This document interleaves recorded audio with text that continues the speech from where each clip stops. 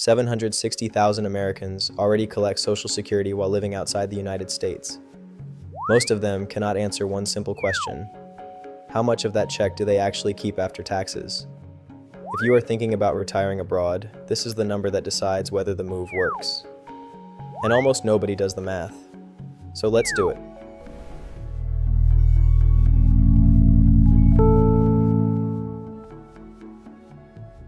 I'm Amit from the Expat Math. I'm not a financial advisor. I'm someone who runs the numbers that most expat videos skip. Real numbers, real cases, real outcomes. This video has 3 goals. 1. Answer whether you can actually receive Social Security abroad and how to set it up so it doesn't break. 2. Show you the real tax math, because the answer surprises most people. And 3. At the very end, I'll share one insider tip about a single form that can quietly stop your benefits if you don't know about it. Stay with me for that last part. It matters. Let's start with the simplest question. Can you collect Social Security while living overseas? For US citizens, the answer is almost always yes.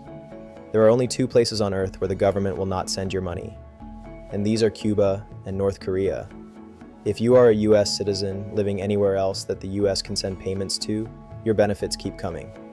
There are just a handful of restricted countries, mostly in Central Asia, where payments are limited. Places like Belarus, Kazakhstan, and Uzbekistan. But for the countries Americans actually retire to, Portugal, Panama, Mexico, Spain, you are fine. Here is one detail that trips people up. For Social Security purposes, you count as living outside the US once you have been gone for 30 days in a row. And you stay outside until you come back and remain in the US for 30 straight days. A quick visit home does not reset the clock. And if you are not a US citizen, different rules apply. Social Security has a free tool called the Payments Abroad Screening Tool. You answer a few questions, it tells you if your payments continue. But if you are a US citizen, collecting abroad is not the hard part. The hard part is what comes next. Here is something most people learn the hard way. If you have not started your Social Security yet, file your claim before you leave the United States. Why does this matter so much? Because filing from overseas is slow, painfully slow. For all of Asia, there is one federal benefits unit. It is in Manila. One office for an entire continent. If you file from a consulate, someone who is not a Social Security expert takes your paperwork, then mails it back to an office in Baltimore. That process can take months. So file while you are still in the US, use your local office, or file online. Now your payments. The safest way to receive them is direct deposit into a US bank account. It is faster and there are fewer mistakes. You can use a foreign bank account, but here is the rule that saves people real pain. Never close your old US account until you have confirmed the money is landing in the new one. I have seen people switch accounts, close the old one too early, and go 2 or 3 months with no check. Set it up right once, then forget about it. Now the part everyone gets wrong. Let's bring in Sarah. Sarah is 62. She just retired. She is planning to move to Portugal, and she expects about $2,800 a month in Social Security. That is $33,600 a year. Her question will make the difference. How much of that does she keep? There are 2 layers here. Let's take them one at a time. Layer 1 is the United States.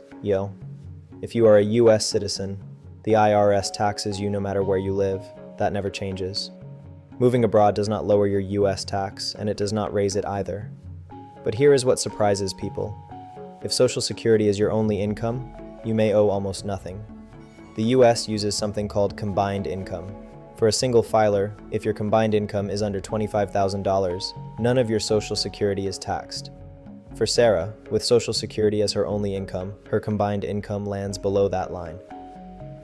So her US federal tax on that check? Close to 0.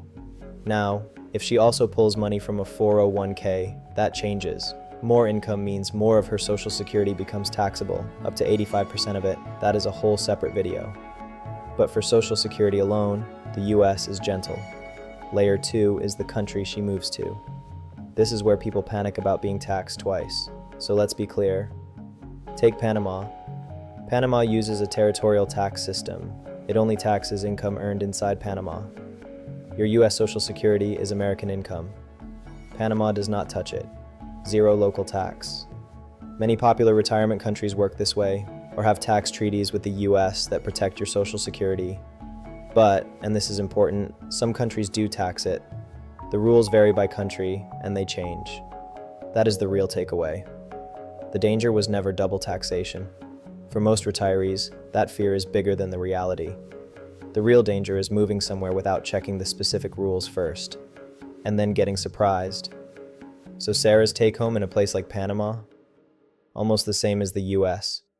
But her rent is $800 a month instead of $3,000. Same check. Far better life. That is the expat math.